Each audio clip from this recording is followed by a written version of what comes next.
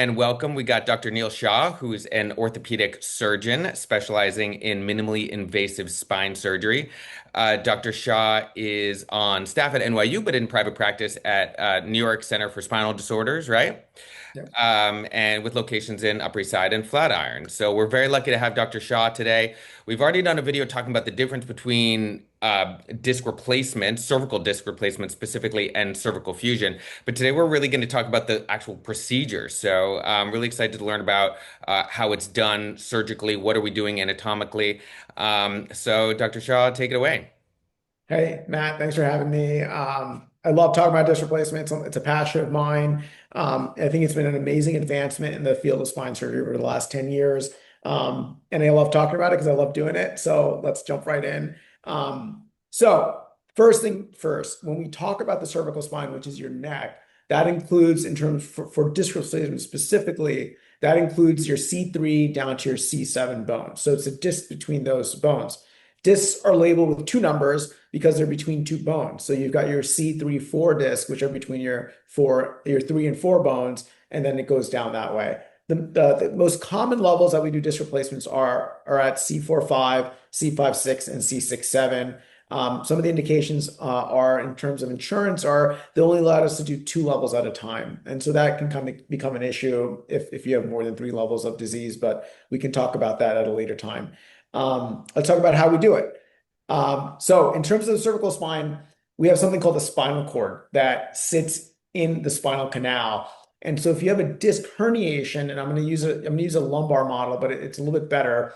So if we're looking down the spinal canal, this is your spinal cord, and this is your disc, right? And this is the back of the bone, and your skin would kind of sit here. Now, if the disc herniates and pushes on the spinal cord and pushes on the nerves that go out the side, in the cervical spine, you can't come in from the back because I can't move your spinal cord out of the way. So what we have to do is we have to come in from the front and take the whole disc out and take out the piece or the bone or the bone spur that's pushing on the nerve or your spinal cord that way. And that's why a lot of spine surgery in the neck, we go from the front. I like to joke, whoever created us gave me as a spine surgeon a very nice pathway to your neck. It's a very elegant, beautiful surgery. We make a little incision just off to the midline, either to the left or to the right. It's really surgeon preference. And we move your voice box and your food pipe over your esophagus and your trachea. And honestly, we're looking at the front of your spine. The exposure itself takes 10 to 15 minutes. I personally do everything under a microscope. There's many different ways to do it. And then, once you're looking at the front of the spine, that's kind of what it looks like. Yeah, kind of like that. So that's kind of the side view. That's the front of your spine. So you can see all the bones and the discs in between them. And I'd say this is pretty much to scale. When we do it, we do zoom in really on the levels that we're working at. So we don't see everything. We just see the 1 or 2 levels that we're going to be working at. And this is 6-7, this is 5-6. So it's usually these 2 levels.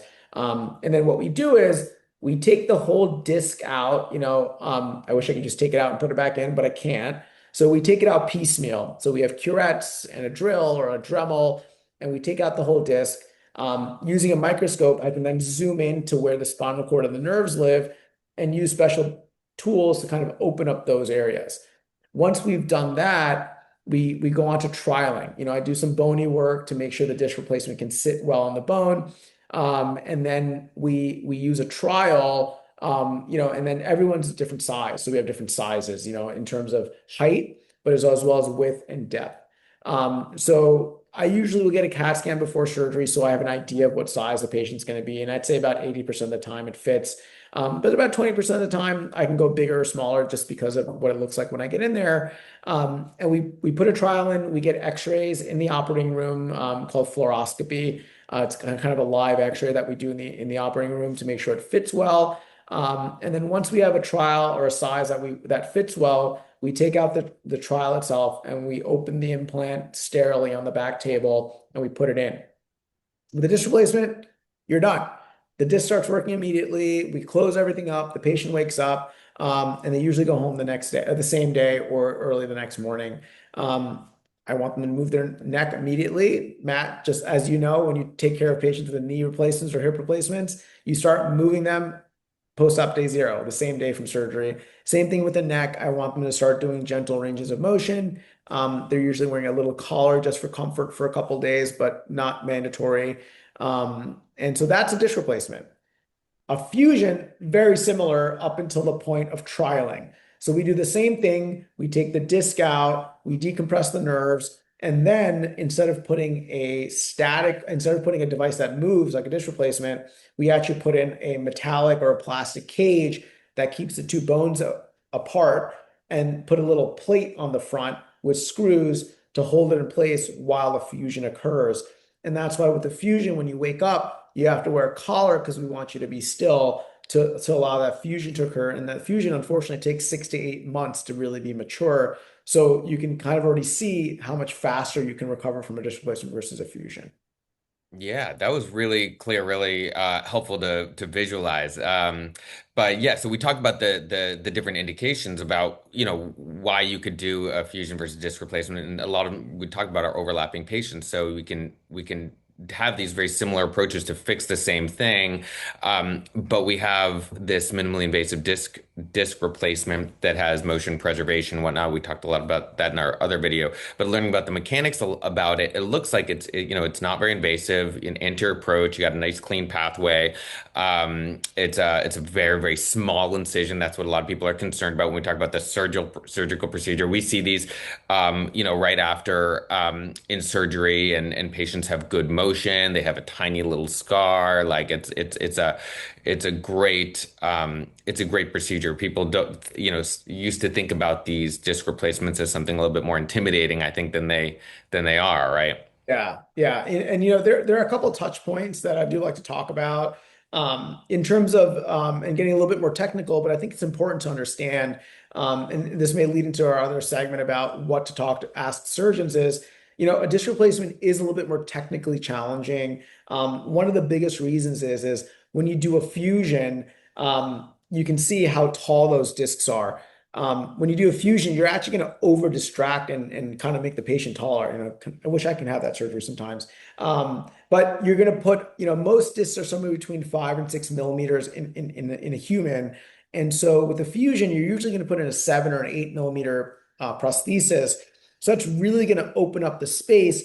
And what that's going to do is, I'm just going to go back to this model, is, if this disc was collapsed, the nerve itself would be quite pinched because this bone would be really close to this bone. So if I put in a really tall implant, it's really going to open up that space. And we call that indirect decompression. Now, with a disc replacement, I don't have as much power with my indirect decompression because I want to match the discs above and below. Also, we don't want to distract the facet joints and make you too tall because we need to balance the bones and make sure the disc replacement works well. And so when you're doing a disc replacement, you have to do a much better or a much more thorough job with a direct decompression where you open up the nerves and the spinal cord rather than with a fusion, you can put it in a much bigger cage and have it do a lot of the work for you. So I think finding a surgeon that does a lot of disc replacements is pretty important. I think surgeons that don't do a lot of disc replacements shy away from patients who are very collapsed or have a lot of bony stenosis because they're worried about, are they going to be able to do a good direct decompression? Just if they don't do a lot, they're just used to the indirect kind of doing a lot of the work for them. Yeah, that's a really good point. So technical expertise. This is a little bit more of a nuanced procedure. It's a little bit newer, so you may not find some of the older surgeons doing these unless they have gone back and gained some additional experience doing this. But the ones that the surgeons like Dr. Shah that you'll want to see are the ones who do a ton of this and that have done a lot of it. So we'll talk about that in the questions to ask a surgeon. But one of them is, right, how many Yeah. of these have you done, right? Um, because all surgeons have different levels of experience and expertise, and some may have the expertise but not the experience, right? Yeah. So, Yeah. but yeah, so a little bit more of a technical process. But we'll talk about the rehab in the next video. But any other thoughts on the actual technical aspect of the procedure? I think you covered it pretty well. Yeah, I think that's about it. There are a couple different devices on the market, and there's a couple little touch points on how you put them in or not. Some of the devices have a little channel, or we call it a keel cut. So you have to, you kind of have to make a channel in the bone for the replacement to fit. Versus some of the other ones just have little teeth that grab on until the your bone kind of integrates with the metal. But those maybe add another 5 or 10 minutes you have to put the keel cut in, so it's not that big of a deal. Yeah, great. That's helpful to know. Well, you can find Dr. Shah at New York Center for Spinal Disorders. We'll have his info below.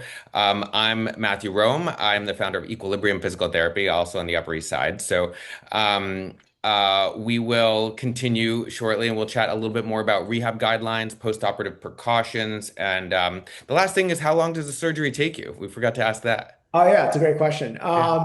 Honestly, it really depends on the patient and all that. A lot of it goes into it in terms of anesthesia. I'd say the working part for a one level disc replacement is around 45 minutes to an hour. If you add a second level, it probably adds another 30 minutes. I usually tell patients or patients' families to expect about 3 hours for a two level disc replacement. A lot of it's putting the patient to sleep, positioning, waking them up, and then about an hour, hour and a half for my work. Yeah, excellent. And most of the time they're going home the same day. On Yeah. occasion, you may want to keep them a night, right? But this is a No still a longer relatively than I, quick yeah. procedure, right? Oh, it's great. It's the Yeah. best. Yeah. All right, great. Well, thanks, Dr. Shaw. And we'll talk to you again soon. Thank you, Matt. Thank you.